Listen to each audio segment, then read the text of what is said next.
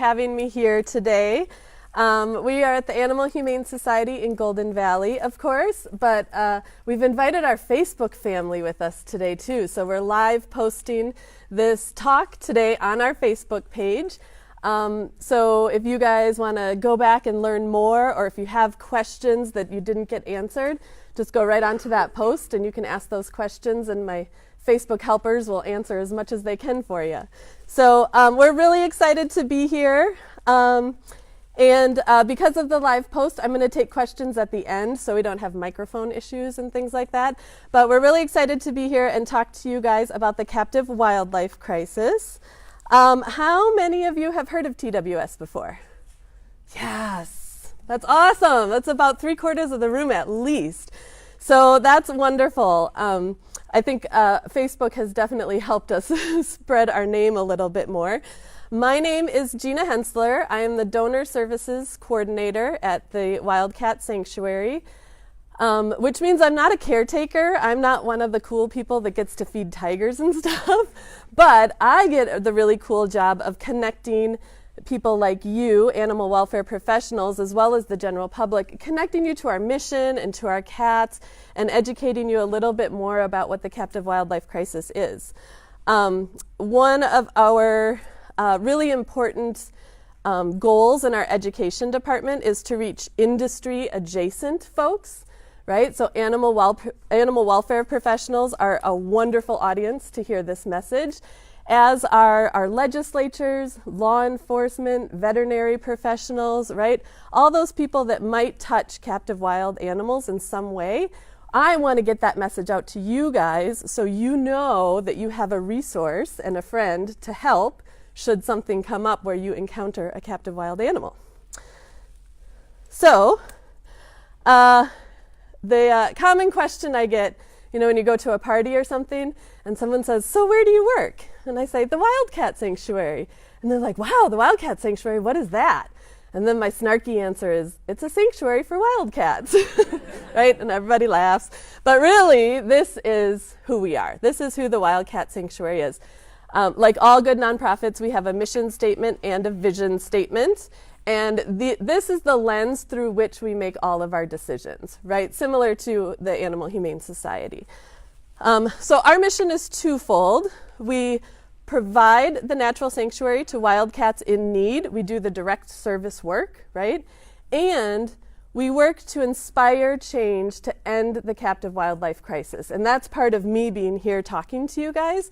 I can't inspire you if you don't even know about it yet. So this is just raising some awareness.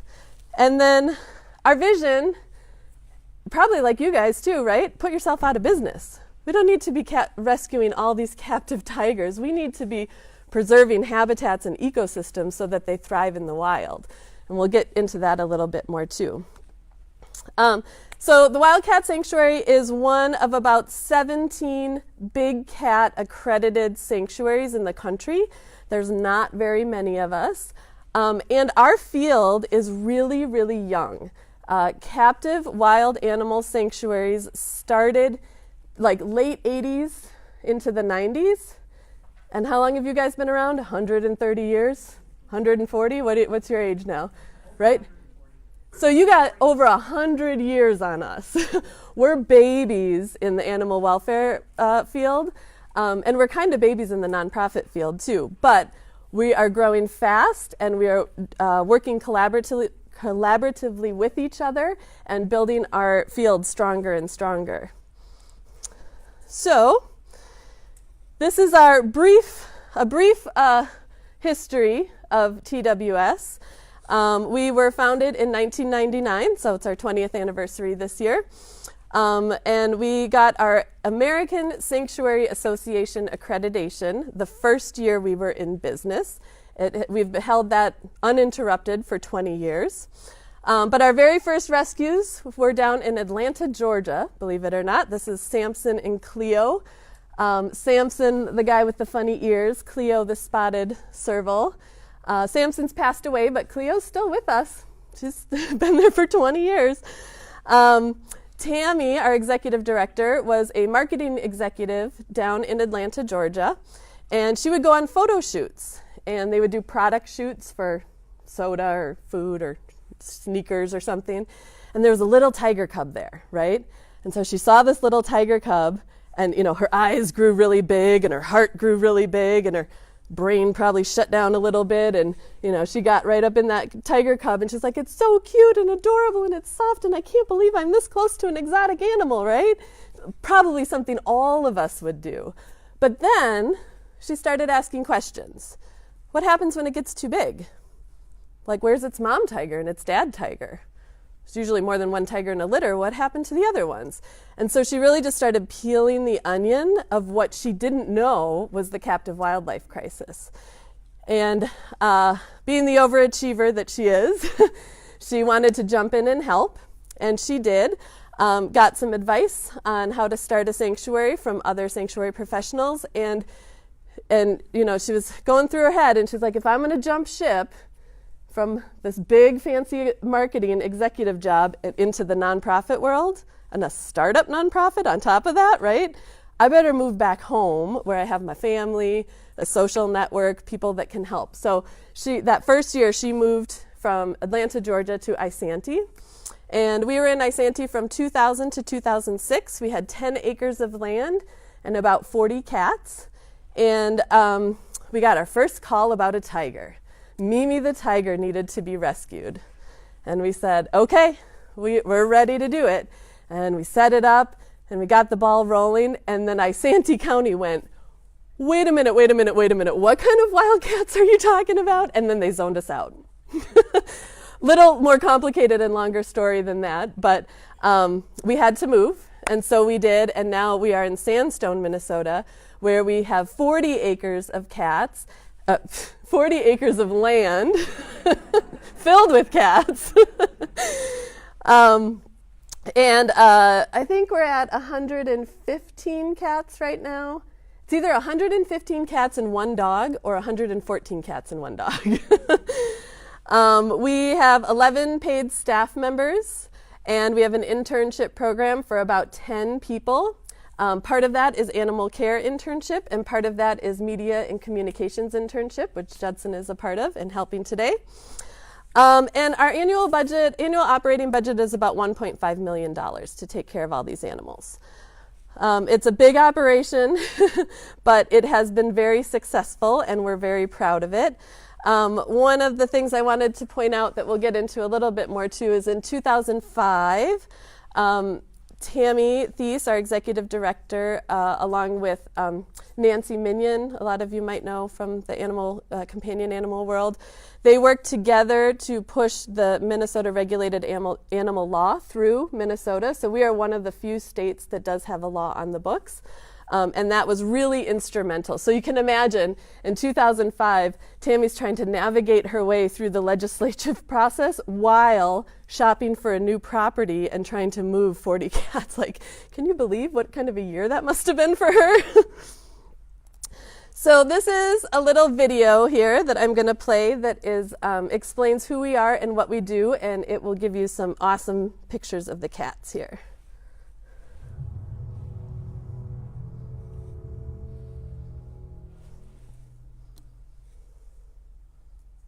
As a tiger born in captivity, Lily endured a tremendous amount of hardship.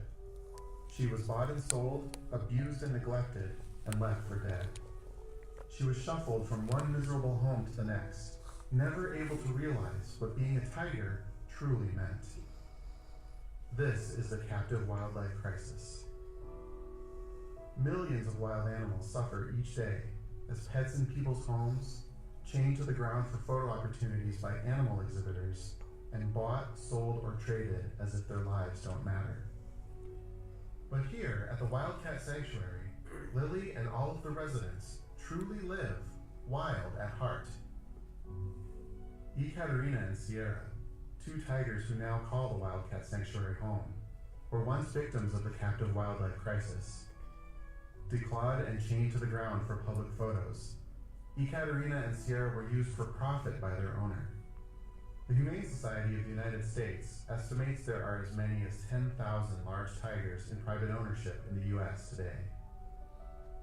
The Wildcat Sanctuary is a nonprofit organization that provides a natural, free-roaming environment for wildcats in need. We are a safe haven to over 120 wild cats, including tigers, lions, cougars, servals, bobcats, lynx, and other small cats such as hybrids. Each animal has access to a temperature-controlled den or central animal building. They have the opportunity, often for the first time in their lives, to choose a path to walk or a comfortable place to lie down. The Wildcat Sanctuary is a forever home to animals. It is not a zoo for people, and therefore is not open to the public. As a true sanctuary, the Wildcat Sanctuary does not buy, breed, sell, or exhibit animals. Through education and advocating no more wild pets, the Wildcat Sanctuary inspires the need for change to end the captive wildlife crisis and create a world where animal sanctuaries are no longer needed. We receive no state or federal funding and rely solely on your donations to continue our life-saving work. Liberty, a cougar, was kept as a pet here in Minnesota. As a wild cat, she needed a specialized diet as a kitten, which her owner did not provide. Because of this, Liberty suffers with metabolic bone disease, barely able to extend her back legs.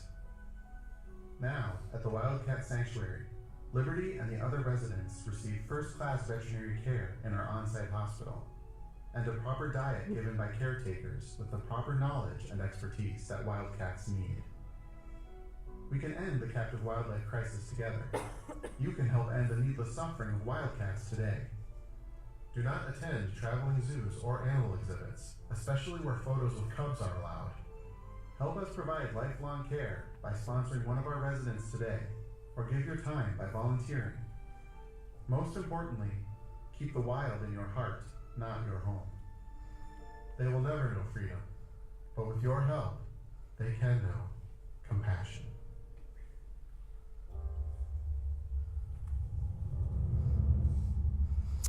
So that gives a pretty good overview of who we are and who we help. I will give a disclaimer that video, it was produced in 2014, I think, so some of those cats have since crossed the Rainbow Bridge, but many of them are still with us, Liberty included, who has the metabolic bone disease, and she's doing very, very well. So we consider ourselves a true sanctuary. We are in the business of caring for cats that are caught up in the captive wildlife crisis and have nowhere else to go, and taking steps so that the cycle stops, right? We want to put ourselves out of business. So to underscore that a little bit, I'll tell you what we're not. These are misconceptions about what we are. The Wildcat Sanctuary is not an enforcement agency, even though we work alongside sheriff's departments, humane investigators, U.S. Fish and Wildlife, USDA. We aren't the enforcers, but if Keith has to seize 3 tigers, like you guys don't have tiger habitats here, right? But he has Tammy's business card in his wallet. So if he comes across a situation like that, he knows that he can call us to help. Same with sheriff's departments, U.S. Fish and Wildlife, DNR. We are not the enforcers, but we help the enforcers. This is Crazy Daisy. If anybody follows us on Facebook, you may know her silliness. She's a 3-year-old tiger, and she was to be seized by the USDA, her and her friend Mohan. And when we picked her up, girl couldn't even stand up. She was in so much pain. She couldn't even get up. She was attacking herself because she hurt so bad. And so the USDA thought we were going to come pick her up just to euthanize her, which is complicated and difficult and emotionally draining, right? But that was late 2006. Here we are in early 2019. She's healed from many things, including spinal meningitis, and looking at the people in the scrubs, right? She also had a broken foot. We went to go spay her, and she had all the sex organs. So it was like surprise after surprise after surprise with this girl. But she has healed to the point where now we are actually talking about putting her in a bigger habitat because she's healthy enough that she can do it. So that's a huge win for her. Another misconception about our role is that people think we're a conservation organization because we work with a lot of endangered species. The truth is the cats that we work with in captivity have no conservation value at all. In the companion animal world, we lovingly call them mutts or black lab mixes, right? In the tiger world, we call these generic tigers. That means their subspecies lines have just been all mixed up and crossed together and nobody's really paying attention. So these three, this is the tiger trio, we call them Bengal tigers, but the reality is they probably have a little Siberian in them. They might have a little Sumatran in them. It was kind of like whatever was the most productive breeder at their facility, that's the babies that they made. One of the most interesting things when we rescued these three, they were from a breeding facility, so they weren't neutered, of course, and we neutered them. And we did a live post on Facebook and talked about the neutering of the tigers. And there was a little bit of a, like no pun intended, a little bit of an uproar that people were like, why are you neutering an endangered species? And so we realized there was so much education that we have to do about what a generic tiger is that we used that opportunity with their neuter to talk about that a little bit more. So there is a really great blog post on our website called If They're Endangered, Why Do You Neuter Them? Or something like that. So if you want to read a little bit more, you can. But the key to remember is that probably 95% or more of the cats that you see in sanctuary or bad places, those are mutt cats, and they just don't have any conservation value at all. So even though we love these beautiful tigers, they can't do anything for their wild cousins in terms of offering up genetics or anything like that. And then this is little Langley. She was the sassiest little baby, and she's the sassiest little 10-year-old now.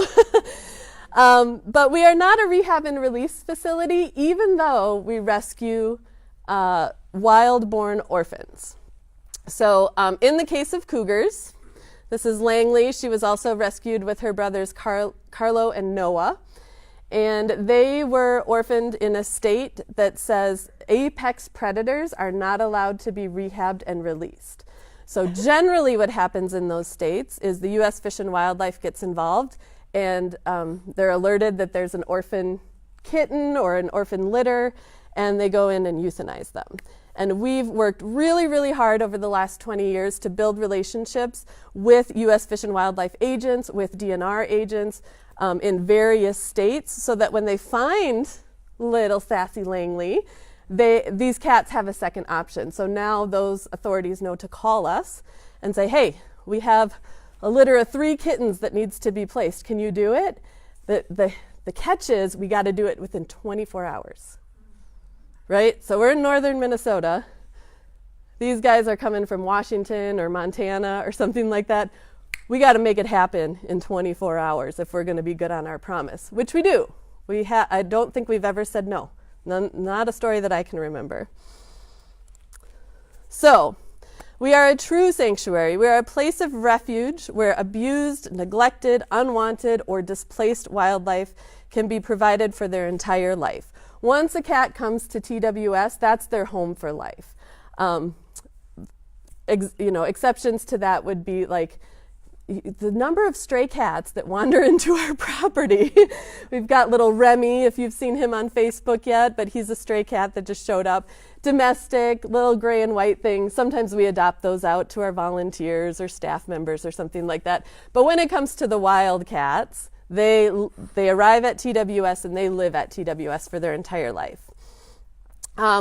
That second bullet there is, that's a really good lens for you to look through to figure out who's a good guy and who's a bad guy.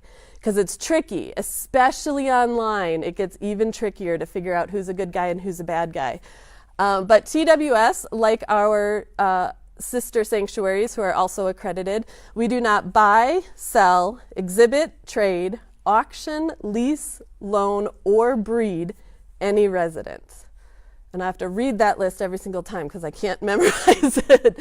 But that just really explains that we're there just to be a home for life for these wildcats. We are not looking to make them work or make them earn rent or anything like that. We're there to let them be wildcats.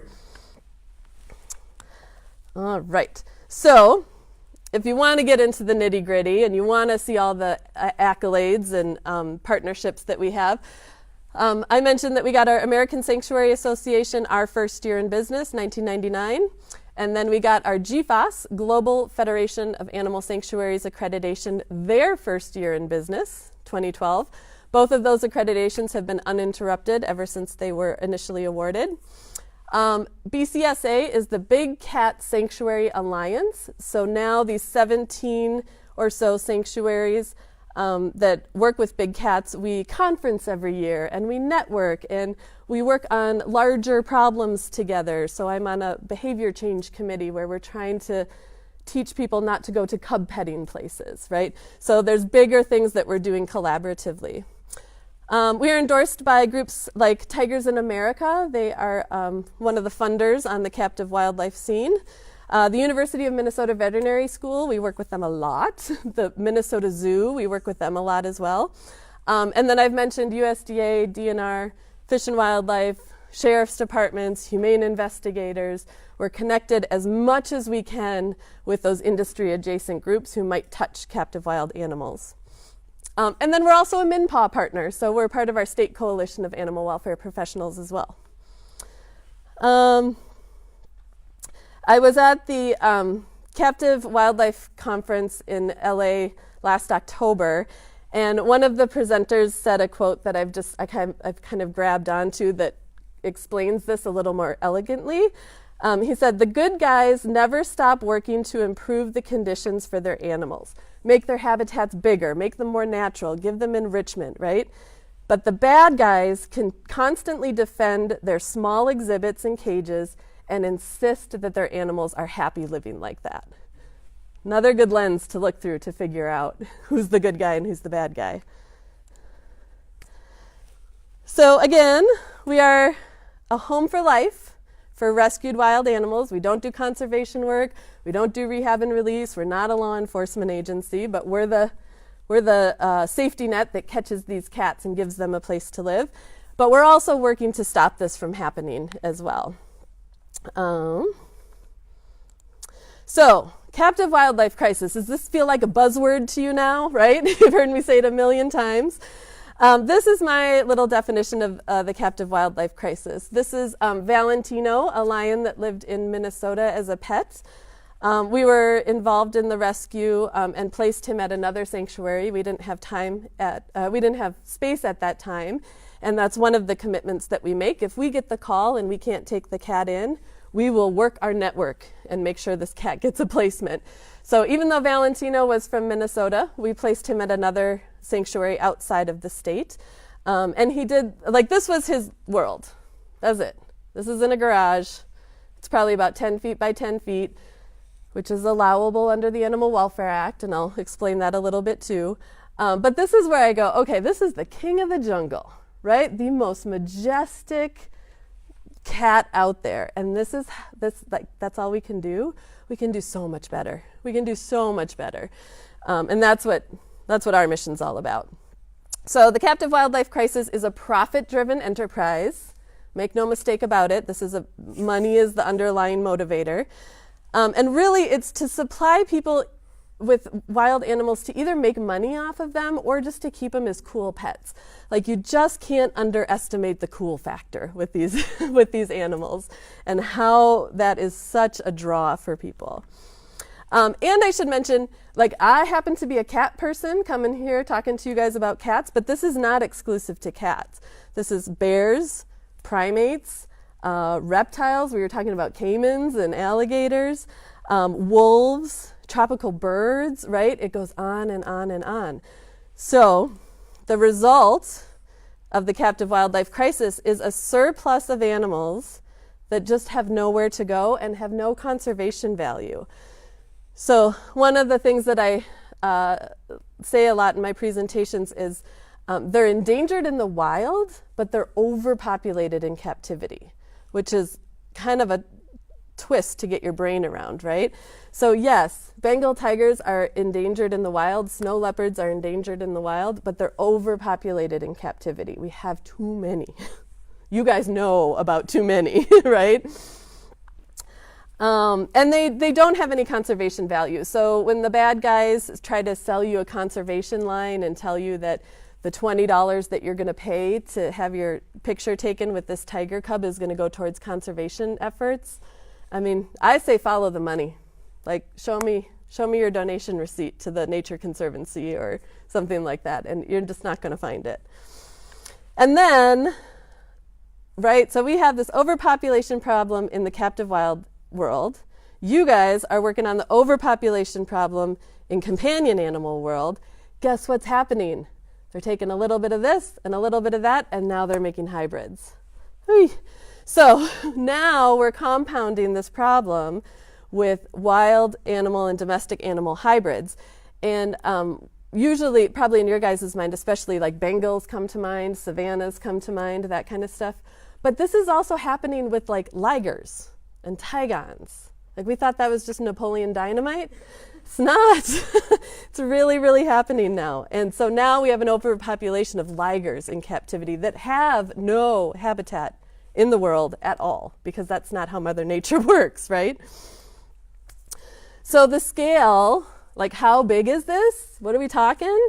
This is a quote from the Humane Society of the United States. They estimate that there are billions of dollars exchanged in the exotic pet trade. Billions of dollars. It's staggering. Again, not just cats. I'm just showing you cat pictures today, but it's all of them. So, so in my head, as a nonprofit professional and fundraiser and, right, I'm thinking billions of dollars. What if I could take that billions of dollars and put it into real conservation efforts where habitats are being preserved and ecosystems are being protected, right? Think of the good we could do for real wild animals in the wild instead of having tigers behind chain link fences, right? And then, especially in the cat world, most of these cats that you see in captivity, in private owners and stuff like that, they're all being bred in captivity. This isn't about people like going off into India and capturing a tiger and bringing it back. That's not how they're making these pets. They already have them in backyards and they're breeding them. And right, just like the black lab mixes of the world, it just explodes and there gets to be so many. And so that's where we're at with captive wild cats right now, which is kind of shocking. You heard this stat in the video. Humane Society of the United States and Tigers in America have done their own estimates, and they estimate 8,000 to 10,000 tigers being kept in backyards in the United States as pets. These are not cats in zoos. We're not counting sanctuary cats. These are cats being kept as pets. So that's pretty staggering.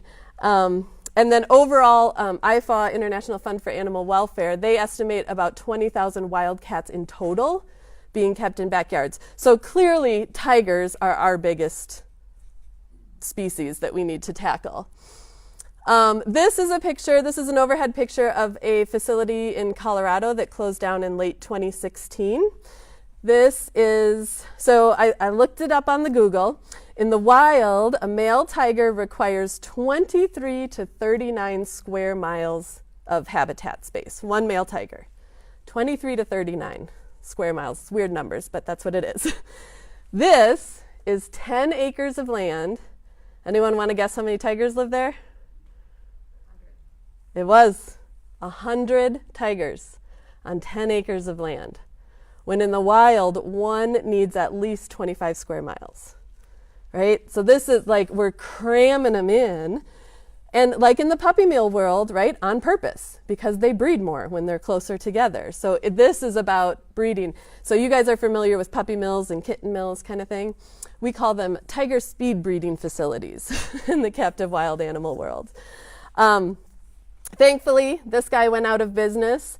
I heard a presentation last October from Bill Nemo from Tigers in America, and he called these guys one of the top 2 bad guys in the country, and they're closed down now, so yay. And then the other top bad guy just got convicted, I think 2 days ago, of 2 counts for murder for hire and 7 counts of trafficking wild animals across state lines. So like these bad guys are bad guys. They are bad guys in a lot more ways than just what they do with wild animals. So we have a very respectful interaction with the bad guys. We typically don't call out their names unless they've been closed down or convicted or something. So if you want to look up all the drama, you can look up Joe Exotic, and I'm sure all of his articles will come up about his trial this week. But he was convicted on all counts, which is huge in our world. This is the first time anyone's ever been convicted of interstate trafficking with exotic animals. So this sets precedent for us now, which is really, really exciting. And number 2 bad guy's out of business now too. So win-win. The truth is we really don't know how many cats are out there or exotic animals at all, because the bad guys aren't reporting these numbers. They're like, oh, you're never going to believe it. Lily had a baby. Like, we have 3 more. They're not telling us how many cats they have. So these are numbers that are extrapolated by statistic people. And it's really hard for us to keep a thumb on it, which like just raises that danger factor, right? So if you don't even know that your neighbors have tigers next door, what does that do for your safety of your own family? Like, that's kind of scary, right? So you guys, since you've invited me here, since our Facebook friends follow us almost every day, you guys see the rescue part of the captive wildlife crisis. So you see us, rescuing these cats and bringing them into sanctuary, and then they have a long, lovely life at TWS. For the most part, this is what the general public sees when they encounter the captive wildlife crisis. Again, all these places are out of business for one reason or another, but they all offered some kind of pay-to-play interaction. So, yep, you can come see the tigers, but you got to give me $20 to get a picture. Or you can swim with the tigers, but it's going to cost you $100 an hour, kind of thing, right? So, let's see. So this is what it looks like to the general public, and the people running these places are the ones selling you on like a conservation line. So they're telling you, if you play with this little white tiger cub for $50, we're going to send part of your fee to conservation efforts, and you're going to help tigers in the wild. And gosh, when you're in front of a tiny little baby like that, that's so cute, and so, you're not, like, you don't really have your critical thinking hat on, which I can't blame anybody for. But I kind of feel like the bad guys take advantage of that a little bit and exploit that a little bit. A lot of these places are located in like vacation spots. So swim with the tigers down in Florida, right? Like, they're kind of catching you off your game a little bit because you're on vacation and you're feeling good and you want to do fun things and maybe something you wouldn't normally do. And I feel like they know how to take advantage of those little opportunities where they can get in and trick you a little bit. So if you see anything like this, like, right, look at this picture and tell me anything in any of these pictures that contributes to conservation efforts. There is nothing about a tiger wearing a cowboy hat that is going to help cats in the wild, right? It's just not there. All right.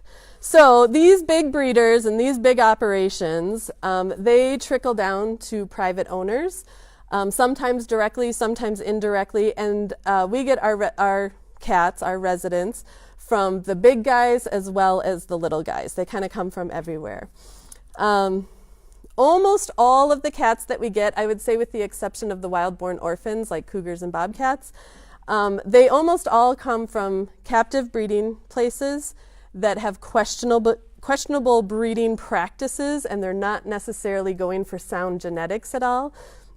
So most of our cats have lots of interesting health concerns and medical mysteries that we need to unravel, and that's why we have partnerships with like the University of Minnesota and the Minnesota Zoo. We need to get other people to help us figure out these mysteries, because nobody has seen a tiger like Daisy who has spinal meningitis and a broken foot and everything going on with her. So we need as much help as we can to try to solve these puzzles. And then, so because of that, we have a very strong individualized care program for all of our animals. So for a cat like Daisy, who has way more medical concerns, she has a smaller habitat with shorter perches and, a shallower pool, right? Versus the tiger trio, right, that you saw, the three boys together. They are so active and they need high perches and they need a bunch of them and they want to climb and run and wrestle with each other. So we have to adapt our habitats for the needs of those cats. And then as they heal, like Daisy could maybe have a bigger habitat now. So what does that look like? And the whole sanctuary has to shift around for that. So it's pretty interesting to watch it all unfold. But the places that these cats come from just really don't have high standards of care. They don't have any scientifically based breeding programs at all. So the kinds of, like, I hate to say the quality of the animals, but the quality of the health of the animals that we get is nothing like what's going on in zoos. Zoos have species survival programs where they are tracking genetics and they have scientists on staff and real veterinarians helping guide their work. It is not about backyard breeders, right? So the quality of the animals that are at sanctuary versus like an accredited zoo are just so vastly different. So I showed you the bad guys. So these are the good guys. This is a map from Tigers in America, and these are all of the sanctuaries that they endorse. You can see there's only one star way up north in the frozen tundra. Oh, that's us.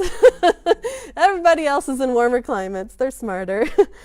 But there's about 17 stars on this map, and these are all sanctuaries that care for big cats. Some of them do other species too, like bears and wolves and things, but everybody here does cats. So when you think about that and that 100 cat facility in Colorado that closed down in 2016, 100 tigers needed placement. There's only 17 sanctuaries.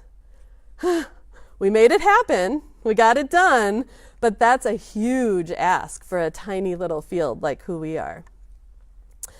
And because our network is small but strong, we broaden it in different ways. So we work with some unlikely partners. Ron Tilson was the Species Survival Program expert at the Minnesota Zoo before he passed away, and we worked with him quite a bit. We've had some work with their executive director. They just got a new one not too long ago, a couple years maybe. We will take cats from zoos that have too many. This is Jeremy and Simon. They are white tigers. White tigers are a whole nother talk that you guys can invite me back for if you want, but white tigers don't occur naturally in the wild for the most part, and so accredited zoos cannot breed white tigers because there's no conservation value. So in their case, they were at a zoo that was breeding white tigers, and a new director came in. His goal was to get accredited, so the first thing they had to do was stop their white tiger breeding program.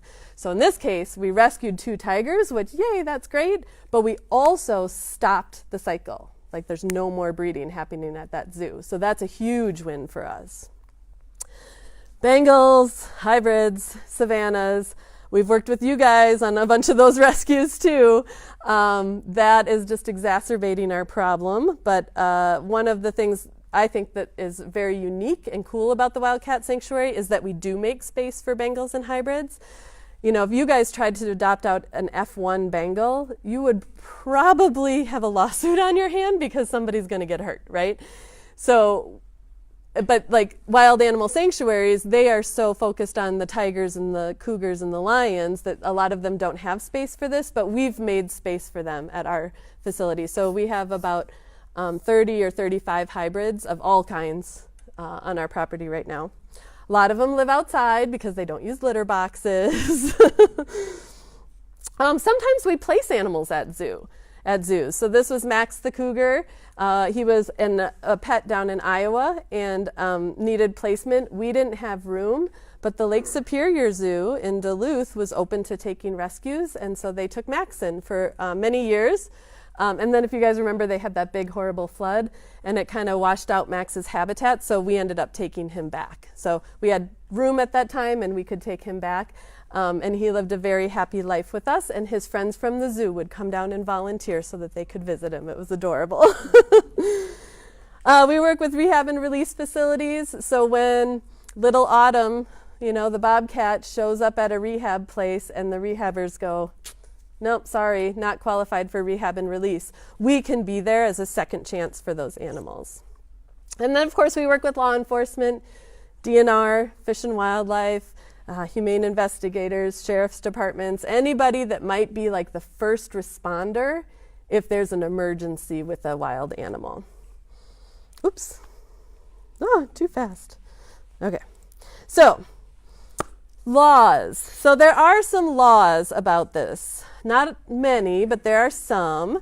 The Animal Welfare Act is kind of the only federal law that applies to captive wild animals, and you guys are probably familiar with it as well because it also applies to companion animals. So the Animal Welfare Act only lays out the minimum required standards. So this picture that you're seeing is 10 feet in front by 20 feet long, a 10 by 20, and there's 2 tigers that live in that their entire life. This is Sabrina, who lives at TWS, and her son, who is at a sanctuary down south. And so the Animal Welfare Act says this is okay for a tiger to live in because, this is going to sound familiar to companion animal people, they can lay down without touching any of the walls, they can stand up without touching the ceiling or anything, and they can turn around. And they're not touching any of their cage. So that's big enough, right?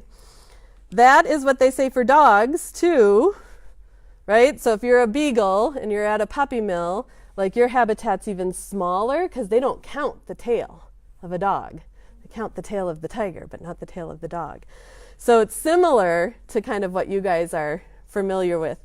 And I mean, if any of you guys have ever been involved in any aspect of puppy mill rescue, you know that there's so much fear and anxiety, and they're so scared, and like it's a really horrible place. And when a little beagle is freaked out in that place, like that's enough to control itself. Imagine if that's a tiger that's crammed in that little space and scared and panicky and has all this anxiety. Like danger factor goes up really, really high. And then, so that's federal laws. There are state laws.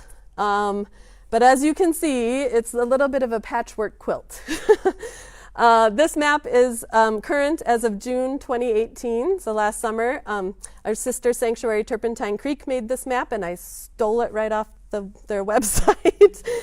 But as you can see, there are 4 states in red: Wisconsin, North Carolina, Alabama, and Nevada. They don't have any laws on the books right now in terms of what can or can't happen with exotic wild animals.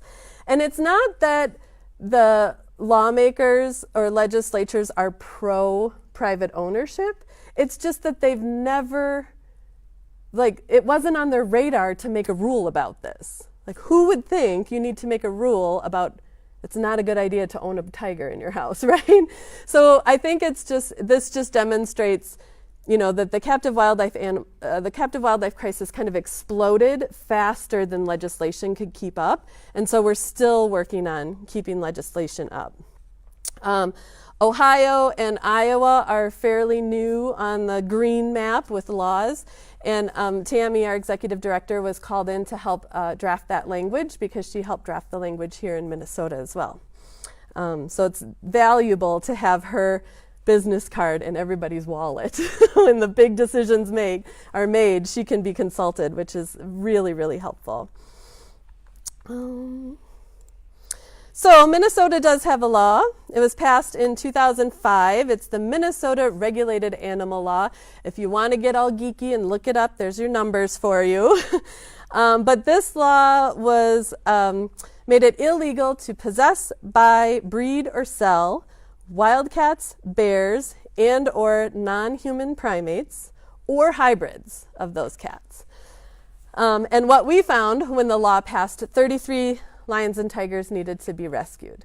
So laws are wonderful, and they're awesome to have on the books, but once you pass them, you have to be ready for the fallout. and you have to be ready to catch those cats.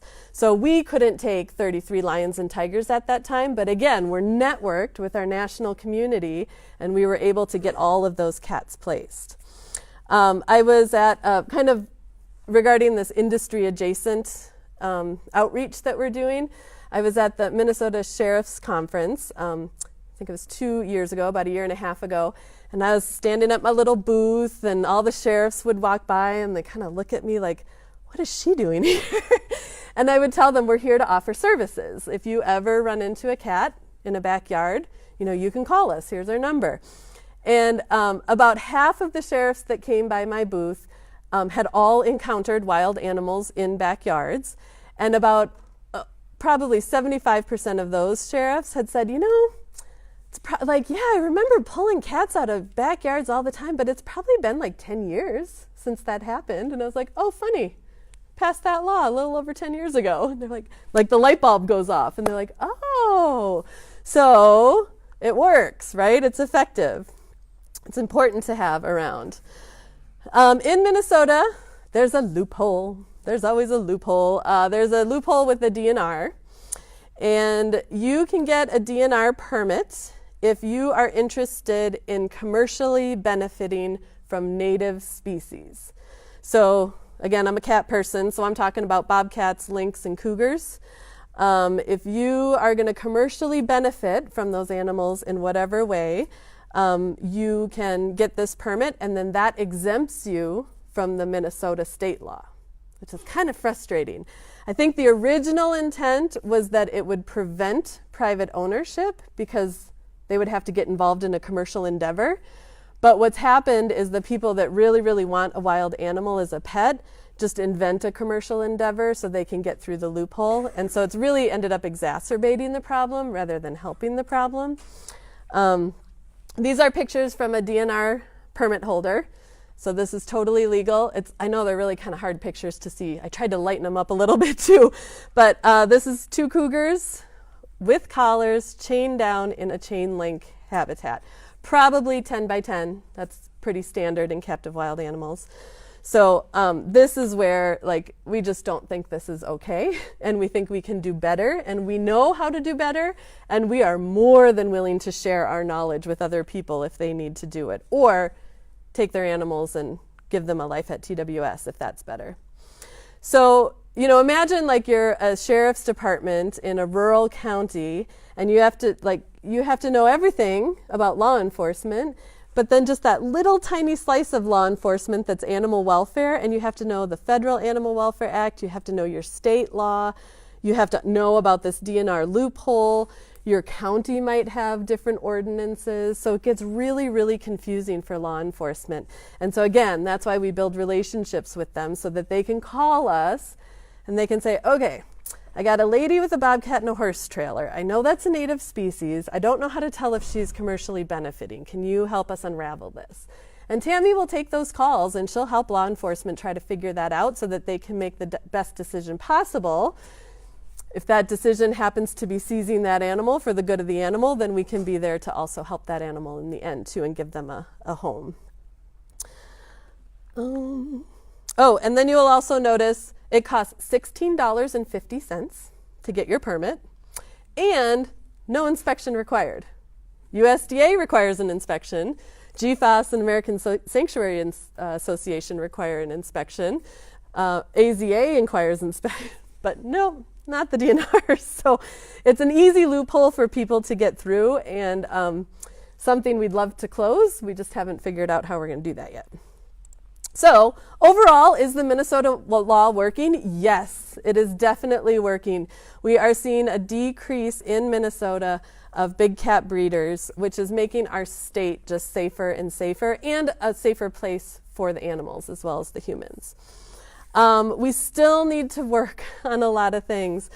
Laws are wonderful to have on the books, but they are not necessarily proactively enforced. Right? So the laws are on the books when the bad guy shows up, and we can go, aha, we got you, and we happen to have this law that we now realize you're violating, and so we can charge you. it's not that, like you guys know, Keith isn't driving around the state looking for people owning tigers. Like, he doesn't have time to do that kind of stuff.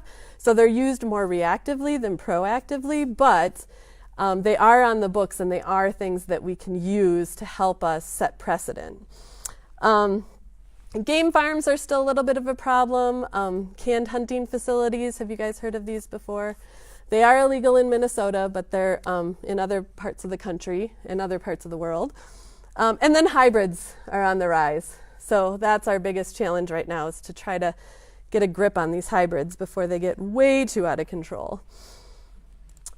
We do have some exciting pending federal legislation. The Big Cat Public Safety Act was just reintroduced into this session of Congress. It will be introduced into the Senate soon. I didn't see that it was introduced to the Senate. I was Googling yesterday and I didn't see it. But it was just introduced into Congress, and this will end private ownership of wildcats, private breeding of wildcats, and direct contact with the public, the most dangerous part of this whole thing. So if we can get this bill passed, that means that these cats are going to have a much safer place to be. Again, with a big bill, you have to have a way to manage the fallout. So grandfather clauses are part of that. If it really gets real that this bill is going to be passed, we would probably grab our Big Cat Sanctuary Alliance team and work together and try to figure out how we're going to manage it. But whether or not this makes it to the White House, I don't know. And if it makes it to the White House, will it get signed? I don't know, maybe not.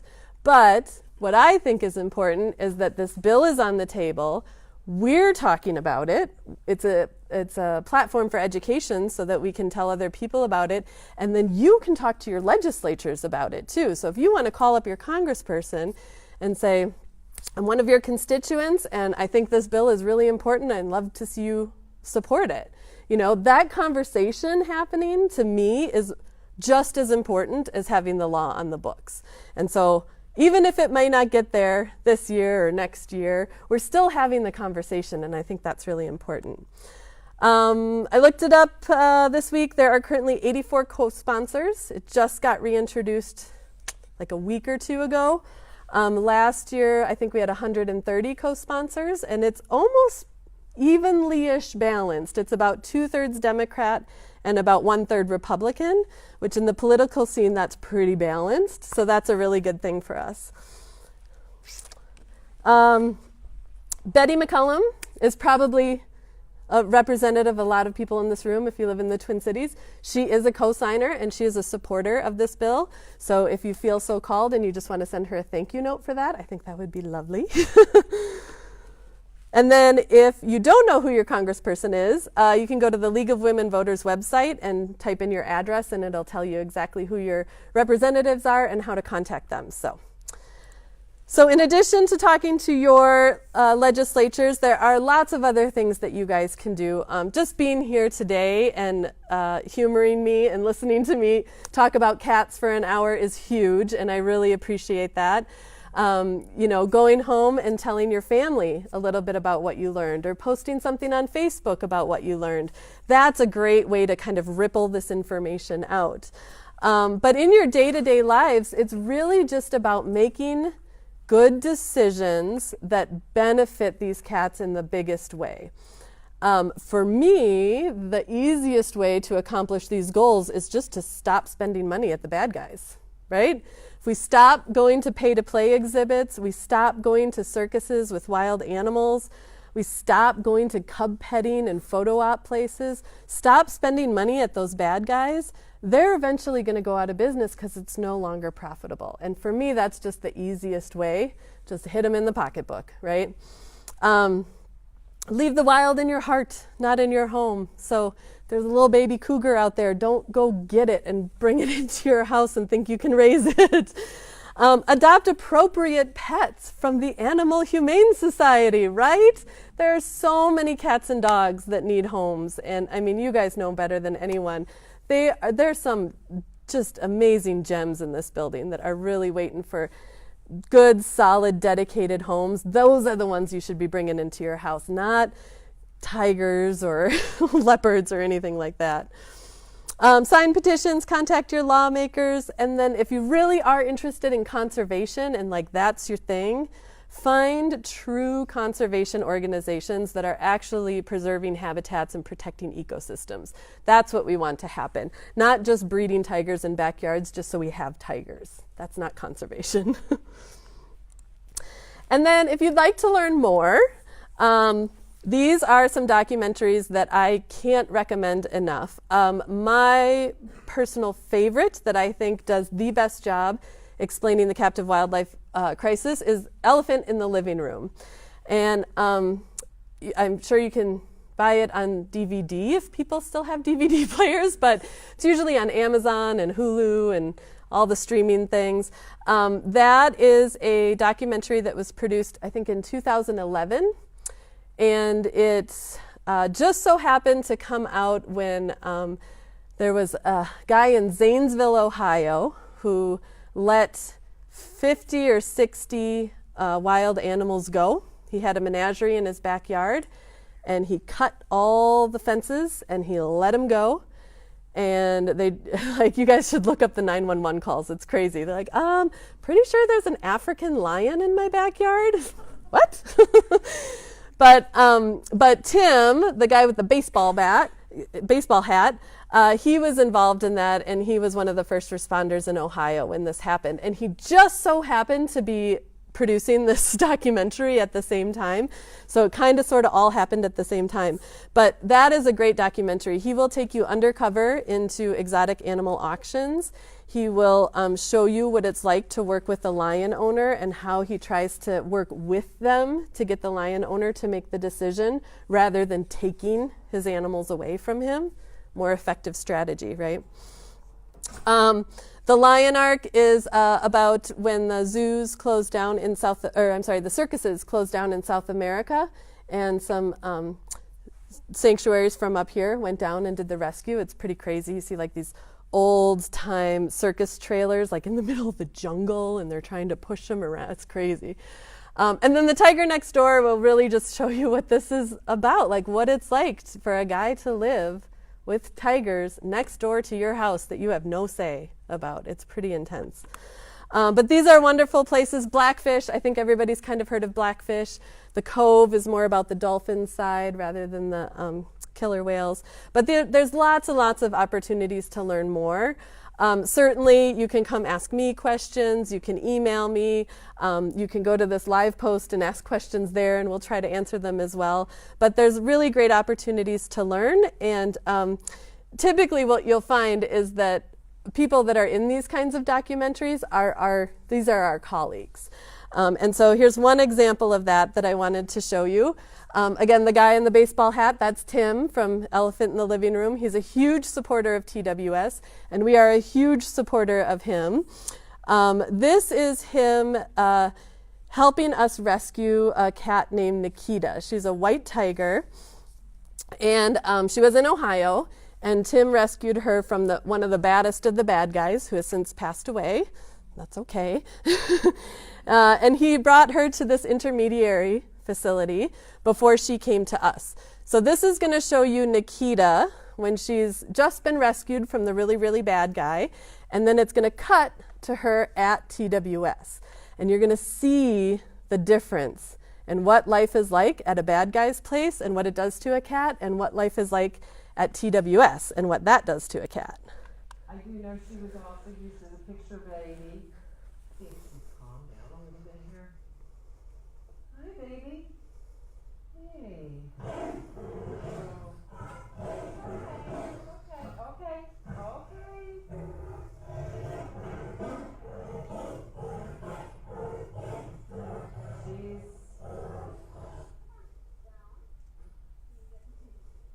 Look at that difference.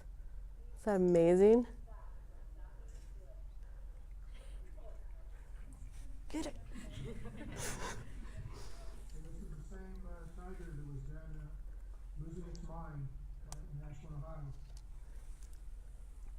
Right, Jamie? Yep, this is her. She's come a long way. Absolutely. Still a little, can get anxious, but mostly over food. Everything else is very calm.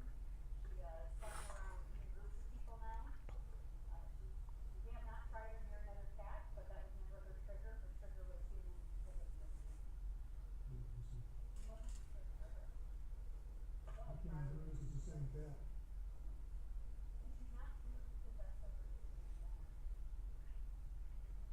Very excited about me. There we are. That's a pretty amazing transformation, isn't it? You could see that, like, the fear and the terror and the panic when she was at the other place versus this. And this is a huge reason why we're closed to the public and why we don't have public tours or anything. Because again, the cats that we get have been through so much that they need to be away from it all, and they need quiet, and they need calm, and they need regular routine that they can count on. And so usually when I tell Nikita's story, people understand right away why we're closed to the public, but I think, like, she herself tells it better than I could ever tell it. So this is why we do what we do here. And another quote that I heard at a conference last year was, like, sometimes we get labeled extremists, and maybe you guys even get this sometimes too in the companion animal world, that people think that we're extreme animal rights people, right? But really, like, we just don't want people to own tigers as pets. We want them to live in the wild as Mother Nature intended, and that doesn't feel extreme to me. That feels more like going back to basics, right?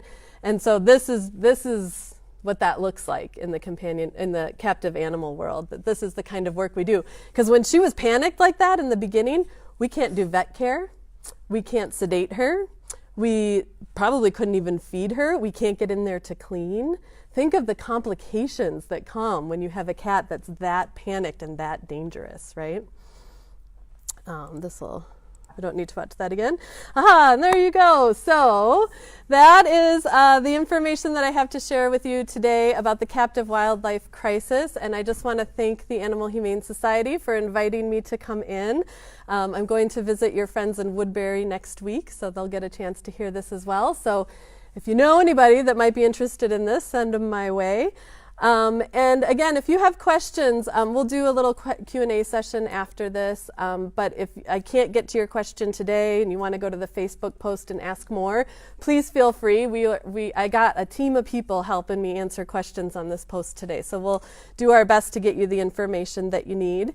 And then I would be remiss if I didn't mention we have our matching grant program going on right now. So if you end up making a donation to TWS between now and the end of April, you get eligible for our miracle match, which we are matching up to $75,000. So it's pretty exciting for us. There's magazines in the back, there's stickers in the back, and I'm happy to answer any questions that you guys have. But thank you so much for having me here.